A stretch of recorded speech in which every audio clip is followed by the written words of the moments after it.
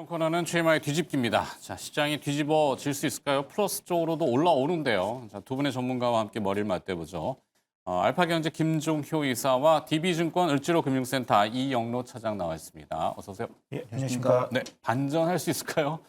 플러스까지 땡겨놨습니다. 기관 투자자의 힘, 기관의 힘이라고 해도 과언은 아닐 것 같고 여기에 이제 개인 투자자들도 붙었어요. 그러니까 토종의 힘, 정확히 얘기하면은 토종과 외래종의 싸움. 매번 수급은 항상 이랬던 것 같은데 자, 일단 그 중심에는 반도체 또 얘기가 있고 엔비디아 얘기가 있습니다. 앞선 코너에서도 언급했는데 5천억 달러 수주설이 뭐죠? 이게 제 10월 말에 나왔던 그 미국 정부를 상대로 슈퍼컴 7대 거기에 들어가는 AI 칩 5천억 달러 그 얘기는 있었는데 또 추가 있어요?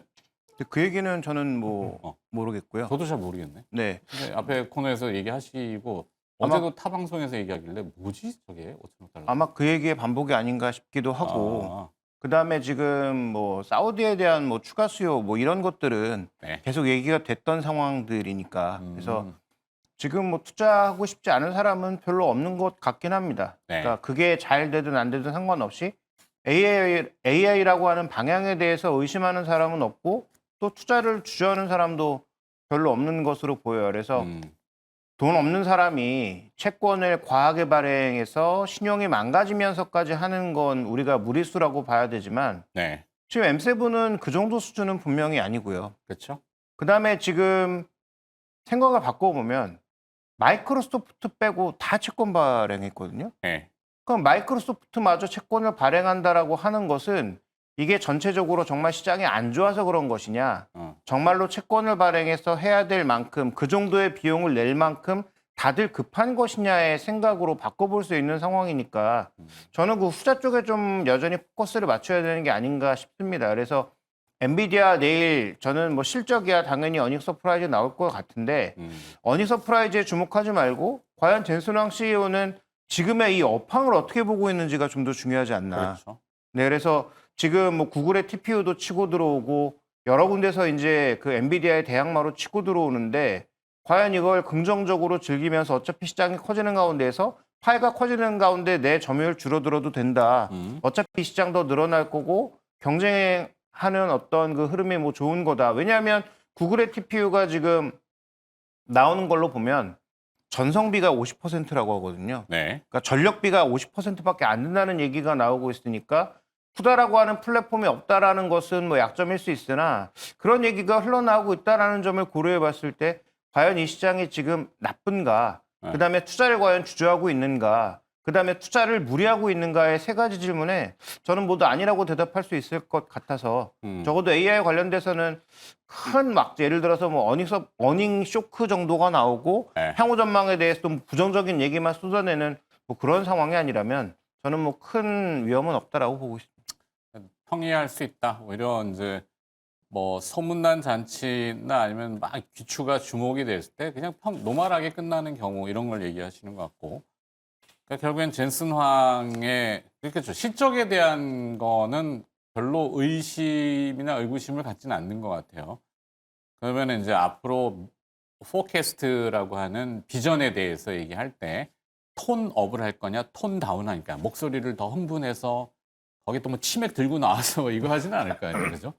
예. 러브샷하고 막 이렇게 뭐 퍼포먼스를 하지. 그런 퍼포먼스까지는 안 해야지만 일단은 지금 엔비디아가 그러니까 톤업이냐, 톤 다운이냐인데 톤 다운의 빌미는 중국이잖아요. 네, 그렇죠. 그래서 중국 지난번에도 2분기 실적할 때 중국 건 계산 안 했다라고 했고 이번에도 중국이 열리지는 않았을 거예요. 그러면은 거기에 따른 거를 약간 톤 다운해서 조금 이렇게 한다면은 시장이 아이고 좀 실망할 수도 있고 반면에 톤업이라는 것은 소리를 높여서 중국 이외에도 우린 잘 팔아.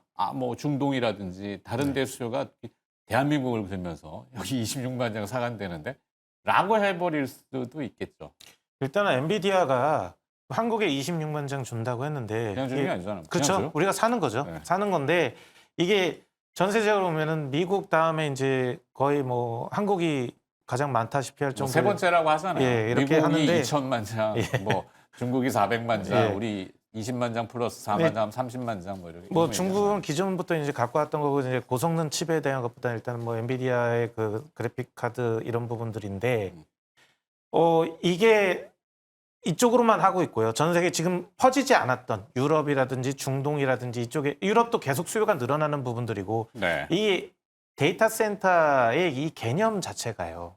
우리가 일반적인 기존의 검색 사이트 이런 것보다는 앞으로 가는 거는 추론형. 이게 뭔가를 AI라는 거 이제 딱 질문을 던졌을 때 이거에 대한 답을 여러 개를 찾고 하는 거에서 이게 가면 갈수록 방대한 데이터를 사용하고 엄청나게 빠르게 그 방대한 데이터를 다 검색하고 계산을 해야 되기 때문에 그건 알겠죠. 예, 이런 부분들이 지속적으로 늘어나는 부분들이거든요. 다만 이제 뭐 이게 문제가 될 것보다 이게 대체제가 나오지 않는 한 네. 지속적으로 가는 거에 대한 의심은 할 필요가 없다. 이렇게 좀 보여지는 거고요. 그러니까 문제 논란은 그거잖아요. 비싼 그 GPU 칩을 사다가 AI를 구현했는데 어제처럼 갑자기 또 셧다운이 아니라 그 블랙아웃처럼 네. 확 꺼져버리면은 자율주행에 적용했다가 아니면 의료에 적용했다가 갑자기 꺼져버리면은 뭐 전기가 이렇게 차단돼서 꺼지는 수도 있지만 어떤 집중화된 그 서버 형태잖아요, 지금은. 다 네. 묶여 있으니까. 그러니까 그런 리스크에 대해서 사람들이 뭐지? 이런 자각을 한다든지 아니면 그 비싼 GPU를 사다가 뭘 구현해놨는데 돈이 아직 안 되네. 돈을 못 벌어. 그러면 견딜 수 있느냐. 이게 공공의 국가 같으면은 26만 장 사와서 뭔가 국가의 재정이니까 국민들한테 이거는 우리가 미래를 위해서는 투자를 해야 되고 뭐 당장 이익을 내는 건 아니니까 좀 버팁시다 할 수 있어요. 근데 기업은 그게 아니란 말이에요. 그러니까 제가 이게 말하는 게 그거예요. 이번에 뭐 이제 셧다운 이런 부분들도 보게 되면 얼마 전에 한국의 그 전산이 화재로 인해서 다운됐지 않습니까? 그렇죠. 이런 부분들이 거기서도 문제가 제기했던 건 뭐냐면은 기존의 모든 서버들은요 기존에 다 이원화돼 있어요. 네. 똑같은 거의 비슷한 수준의 양의 데이터 이제 서버가 두 개가 존재해가지고 이쪽에서 하나가 문제가 발생할 때 다른 쪽이 가동할 수 있도록 장치가 돼 있는 부분들이거든요. 그러면 이제 지금 현재는 급해가지고 원본에 대한 것들을 계속 나오는 거예요. 그런데 이제 이거에 대해서 좀 여유가 생기면은 또 백본 방금 말씀하셨던 거에 안전함을 위해서 백본에 대한 이런 부분들을 또 만들어야 되는 부분들이 있거든요. 그리고 네. 이번에 뭐 네트워크, 전산 오류 뭐 이런 부분들이기 때문에 이것도 전산망이든 전력망이든 이런 부분들이 이중화 다 돼 있는 그런 작업을 다 해야 돼요. 그러니까 이거의 수요는 지금도 계속 필요로 하다라는 겁니다. 네. 그런 안전장치를 위해서도 또 하나의 그 망이나 백에 대한 계속 거를 투자를 만들어야 하고 돼요. 설비 늘려야 되고 그게 이제 예, 그렇죠. 캐펙스가 되잖아요. 기반 시설 같은 것. 네, 그렇죠. 뭐 이게 무한정 사실 계산도 잘 안 되는 경우도 있고 또 한 가지는 데이터 센터 얘기들을 많이 하잖아요. 전 세계가 다 우리나라도 마찬가지예요. 네. 근데 이제 아이슬란드 얘기를 일례를 들었을 때 거기에 이제 데이터 센터 거긴 또 약간 추운 지방이니까 네. 막 해놨더니 이제 전기를 막 먹어 들어가고 전기료가 올라가는 거잖아. 네, 그렇죠. 그 주민이 피해를 보고 네. 우리나라도 똑같지 않을까? 뭐 근데 이제 중요한 건 일단 그 전에 앞서 말씀드리고 싶은 거는 최근에 우리가 이제 많이 얘기하는 게 워렌 버핏 얘기도 많이 하고 그렇죠. 피터 틸 얘기도 많이 하잖아요. 근데 워렌 버핏이 뭘 샀습니까? 구글을 샀지 않습니까? 그렇죠. 최근에 챗GPT보다 좀 더 능력이 좋아지고 있다는 제미나이를 갖고 있는 구글을 샀단 말이죠. 피터 틸이 AI를 팔았느냐? 아니죠. 종목을 바꿨죠. 인프라를 팔고 서비스 기업들을 샀거든요.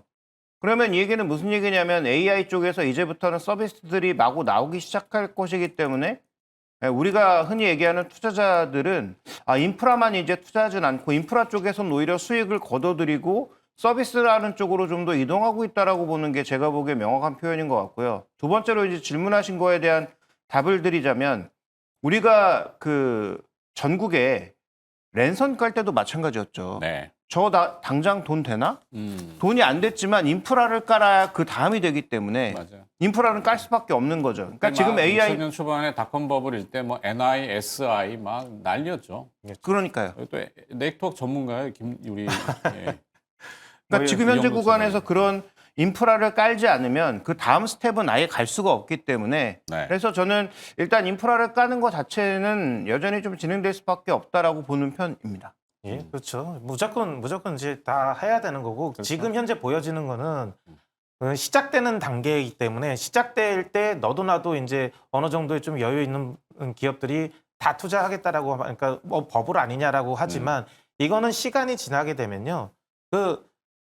좀 가라앉고 난 다음에는 또 다시 이제 더 투자를 해야 되는 그런 상황인 거고요. 네. 다만 이제 뭐 차세대 쪽으로 가게 되면은 그 저전력 부분에 대한 이런 이슈들이 좀 더 부각이 될 것 같아요. 그러면은 그리고 추론형 GPU 대신 이제 추론형 연산 이런 것들도 나올 것이고 그럼 뭐 엔비디아도 거기에 발맞춰서 하겠죠. 그런데 그거 맞춰가지고 또 LPDDR 뭐 5라는 저전력 메모리 반도체라든지 뭐 이런 부분들도 나와야 되는데 이 부분도 보게 되면은 삼성전자나 하이닉스가 다 만들어내고 있어요. 그러면 결국은 그 엔비디아 거품이라고 해가지고 지금 현재 엔비디아의 시가총액이 코스피 제 전체 시장의 2배 정도의 그 시가총액이거든요. 네. 어마어마하게 비싸다라고 보여지는 것 때문에 그렇게 나왔지만 실질적으로 한국은 그 벌어들이는 실적에 비해서 주가는 그렇게 높지가 않거든요. 그럼 뭐 미국은 미국대로, 한국은 한국대로. 그러니까 빠지게 되면은 좀 들어가도 네. 상관이 없지 않을까. 일단은 우리는 실적 베이스도 어느 정도 맞춰 가고 있는 부분이고 그렇죠. 차세대 부분에 대한 것들도 대응을 하고 있기 때문에. 예. 대세를 꺾거나 그것을 부정하거나 할 필요는 없죠. 근데 이제 조금 템포 조절이, 호흡 조절이 필요해서 좀 기다려 보는 것도 나쁘진 않을 것 같다는 생각이 불현듯.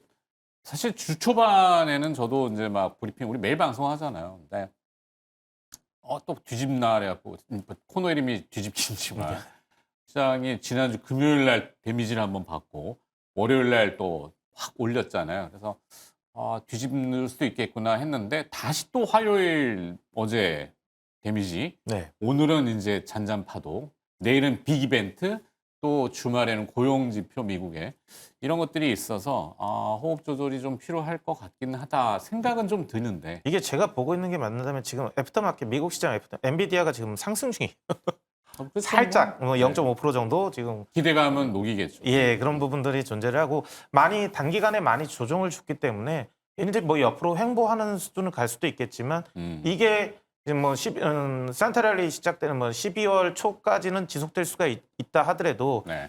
뭐 과도하게 더 하락을 쫙 하거나 이런 부분까지는 좀 쉽지는 않을 것 같다. 예, 좀 예상은 해봅니다. 이게 매크로 변수라고 하면 매크로 변수인데 트럼프 대통령이 사실 변수거든요. 그쵸. 지난번에 월가의 그 고르들을 다 모아놓고 거기도 뭐 이렇게 식사했죠. 우리 이재명 대통령이 그룹 총수들이랑 지난주에 했던 것처럼 무슨 얘기했을까? 저는 궁금한데 아마도 돈을 돌리는 형태. 그러니까 아까 이 김종인 기자가 말씀하셨잖아요. AI 버블론의 핵심 중에 하나가 빅테크들이 돈은 있는 것 같은데 왜 회사채를 찍어대지? 자본 조달을 왜 하지? 돈을 빚내서 자꾸 하네? 근데 알고 봤더니 금리가 또 트럼프 대통령 스타일은 낮추려고 하잖아요. 예. 억지로라도. 그러면 회사채 조달해가지고 조달 코스트가 싸니까 사실 부채를 늘리는 것도 기업의 경영 전략이니까 그래서 지금 막 찍어대서 어차피 돈 많이 들어가니까 그래서 찍어대나? 이런 생각도 좀 갖고.